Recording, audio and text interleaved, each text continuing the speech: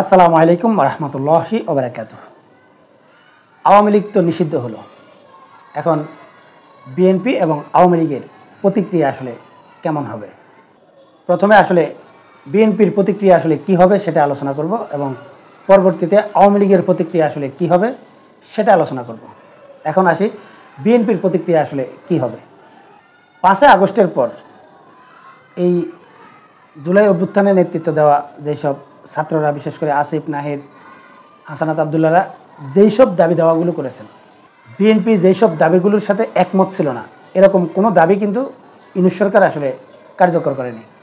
যেমন 5 আগস্টের পর আওয়ামী লীগের প্রত্যেকটা এমপি, মন্ত্রী, এমনকি জাতীয় মসজিদের ইমাম সহ, শিরিন শারমিন সহ প্রত্যেকে কিন্তু পালিয়েছে, শুধুমাত্র পালায়নি প্রেসিডেন্ট সুপ্পু। এখন এই ছাত্ররা আসলে এই প্রেসিডেন্ট সুপ্পুকে আসলে এই পদ থেকে অপসারণের নানা রকম চেষ্টা করেছে, কিন্তু সেটাতেও কিন্তু তারা সফল হয়নি। 5 আগস্টের পর যেহেতু এইসব ছাত্রদের কোনো দল ছিল না, তাই তারা প্রচণ্ড প্রভাবশালী ছিল। মানে বর্তমানের তুলনায় এই জুলাই অভ্যুত্থানের পর বা 5 আগস্টের পর এই ছাত্রদের অনেক পাওয়ার ছিল, কিন্তু সেই পাওয়ারকে কাজে লাগিয়েও আসলে প্রেসিডেন্ট সুপ্পুকে অপসারণ করতে পারেনি। এর মূল কথাটা হচ্ছে যে তারেক রহমান যেটা চায়নি, ডক্টর ইউনূস কিন্তু সেটা করেনি, বা তারেক রহমানের সম্মতি ছাড়া ডক্টর ইউনূস আসলে কোনো কাজই করেনি, এটা নিশ্চিত। কিন্তু বর্তমানে আওয়ামী লীগ নিষিদ্ধের ব্যাপারে বিএনপির সম্মতি না থাকার পরেও আসলে ডক্টর ইউনূস আসলে কেন আওয়ামী লীগকে আসলে নিষিদ্ধ করেছেন?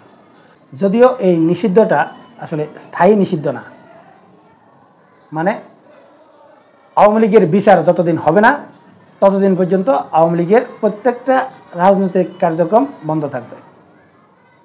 মানে হচ্ছে এখানে বিচারের উপর নির্ভর করছে।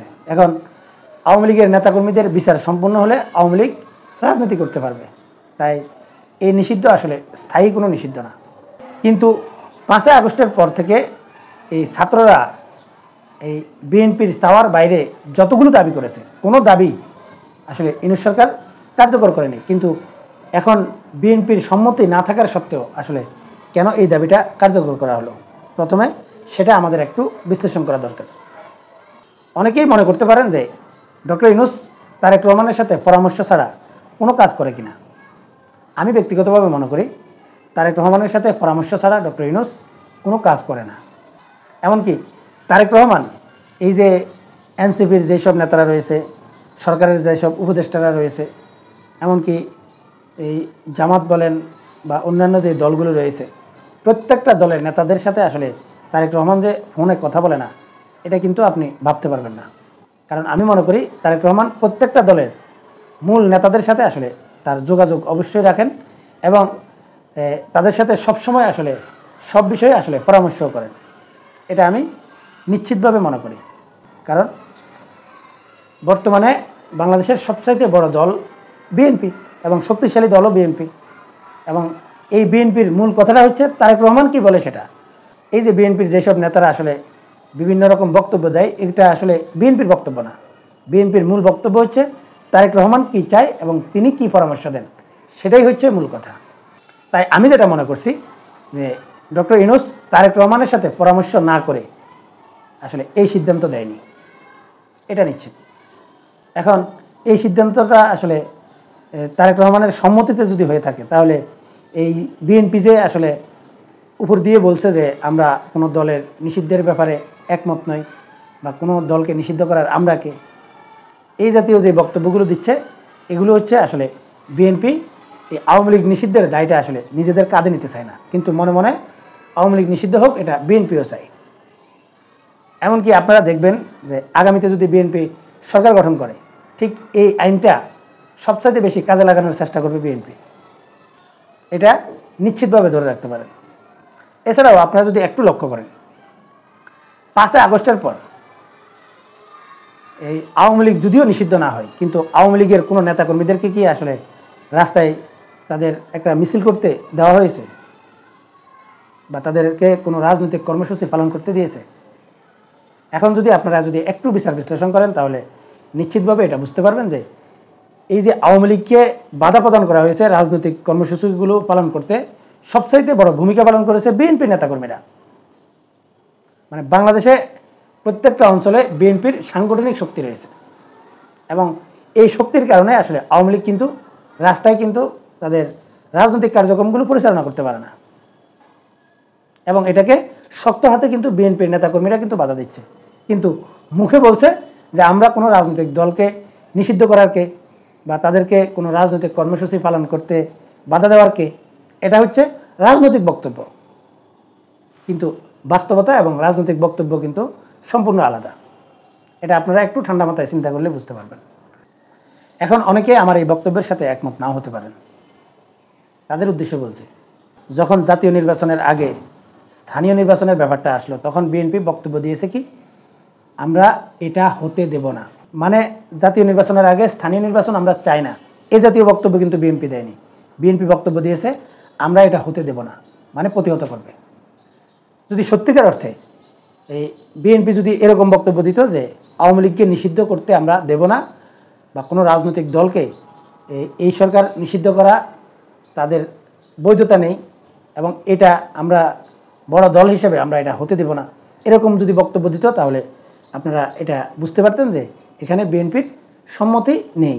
কিন্তু বাস্তব সত্যটা কি, এটা এভাবে হতে পারে যে তারেক রহমান এভাবে বলেছেন যে যেহেতু এখন ছাত্ররা মাঠে, তাই এই সিস্টেমে যদি একটা বক্তব্য দেওয়া যায় যে আওয়ামী লীগের বিচার না হওয়া পর্যন্ত আওয়ামী লীগের কার্যক্রম নিষিদ্ধ, তাহলে ছাত্ররাও সন্তুষ্ট থাকলো আর জিনিসটা আসলে এই গোলাটে হলো না বা এই পরিস্থিতি থেকে আসলে আমরা মুক্ত হয়ে যেতে পারবো।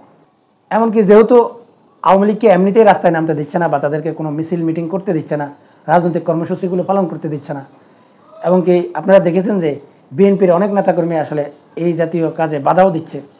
তাই অনেকেই আমরা আসলে এই জাতীয় সমালোচনা করছি যে আওয়ামী লীগ যেহেতু নিষিদ্ধ না, যারা অপরাধী না, তারা কেন রাজনৈতিক কর্মসূচিগুলো পালন করতে পারবে না। এই জাতীয় বক্তব্য কিন্তু বিভিন্ন রাজনৈতিক বিশ্লেষক এবং বিভিন্ন জায়গা থেকে আসলে দেওয়া হচ্ছে, বা আমিও কিন্তু এই জাতীয় বক্তব্য কিন্তু অনেক দিয়েছি।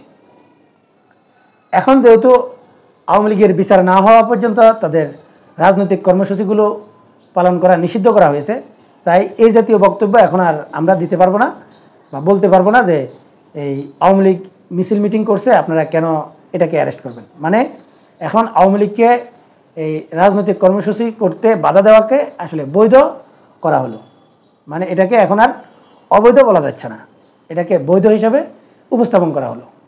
এছাড়া অন্য আরেকটা রাজনৈতিক সূক্ষ্ম খেলা খেলেছে কিন্তু বিএনপি।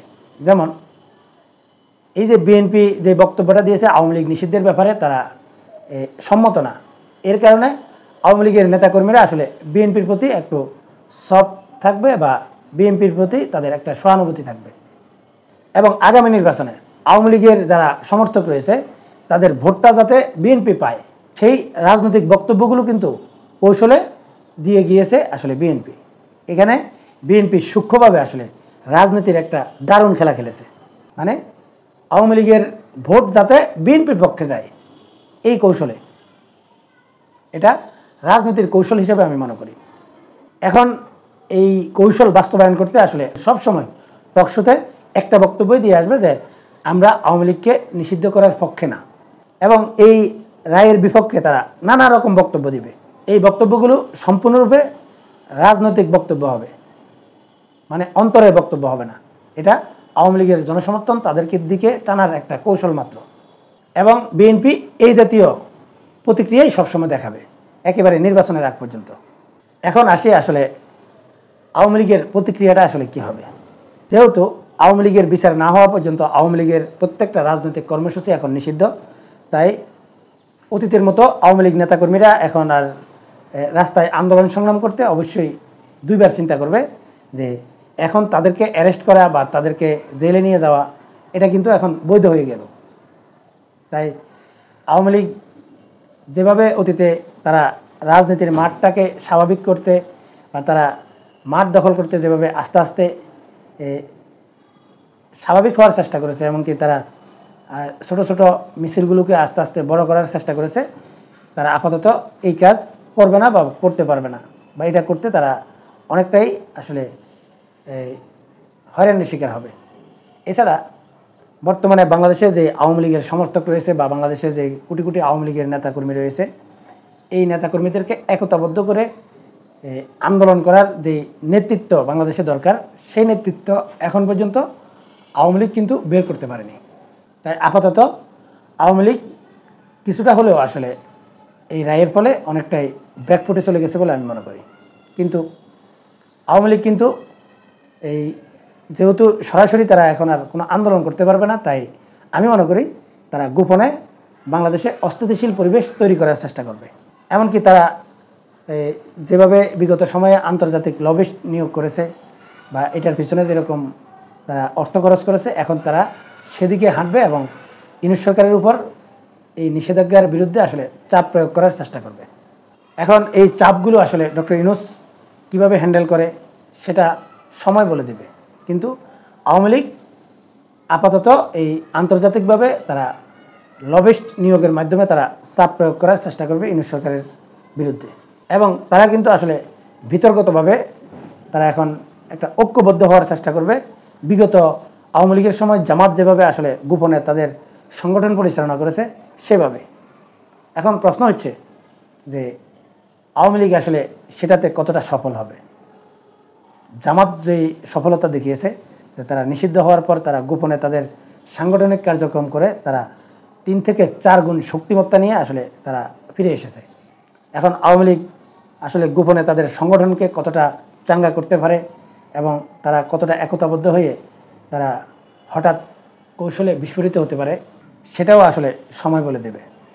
কিন্তু আমি মনে করি যে আওয়ামী লীগের যেহেতু বাংলাদেশে অনেক বড় একটা জনসমর্থন রয়েছে এবং বাংলাদেশে যেহেতু তাদের কোটির কাছাকাছি নেতাকর্মী রয়েছে, তাই তারা যে কোনো সময় যে কোনো কৌশলে তারা ঘুরে দাঁড়াতে পারে। কিন্তু সেটা কত বছর সময় লাগবে এবং আওয়ামী লীগের এই দুরবস্থায় কোন সেই কারিশমাটিক লিডার আসতে যাচ্ছে যার নেতৃত্বে আসলে আওয়ামী লীগ আবার সেই শক্তি অর্জন করতে পারবে, সেটাও সময় বলে দেবে। সম্মানিত দর্শক, আপনারা আসলে কি মনে করেন আওয়ামী লীগ এখন যে পরিস্থিতিতে আছে এটার প্রতিক্রিয়া আওয়ামী লীগ আসলে কিভাবে দেখাতে পারে সেটা কমেন্টসে জানাতে পারেন। এখনকার মতো এই পর্যন্তই। আল্লাহ হাফেজ।